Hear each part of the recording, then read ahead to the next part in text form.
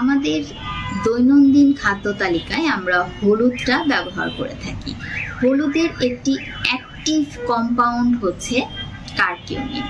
এই কারকিউমিনটা আমাদের আইবিএস প্রতিরোধে নানা ধরনের সমস্যা দূর করতে সাহায্য করে। প্রথমত আমরা জানি যে আইবিএস হলে একটা ইনফ্লামেশন হয়, অর্থাৎ আমরা পেটে ব্যথা অনুভব করি, এটা দূর করতে সাহায্য করে।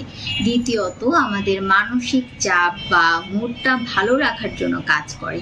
আর আমরা সবাই জানি যে মুড ভালো থাকলে বা মানসিক চাপ কম থাকলে আমাদের হজমজনিত যে সমস্যা সেটা দূর হয় বা অনেকাংশেই কমে যায়। কারকিউমিন গুড ব্যাকটেরিয়াকে খুব ভালোভাবে বুস্ট করে, অর্থাৎ আমাদের শরীরে খারাপ যে ব্যাকটেরিয়াগুলো আছে সেটার সাথে লড়াই করার জন্য গুড ব্যাকটেরিয়াকে সে এনার্জি দেয়, যার কারণে আমাদের আইবিএস এর অনেকটাই কিন্তু পজিটিভ রেজাল্ট তখন আমরা পেয়ে থাকি। আমাদের বাওয়েল মুভমেন্টেও সাহায্য করে, অর্থাৎ হজমটা যখন ঠিকভাবে হবে তখন আমাদের ডায়রিয়া বা কোষ্ঠকাঠিন্য বা গ্যাস তৈরি হওয়ার যেই একটা ব্যাপার সেটাও কিন্তু কমে আসে।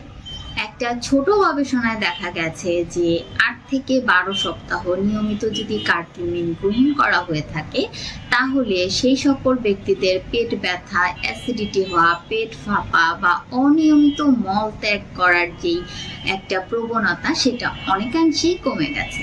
তবে আমরা প্রয়োজনের অধিক বা অতিরিক্ত পরিমাণে হলুদ গ্রহণ করে ফেলবো না বা কারকিউমিন গ্রহণ করে ফেলবো না।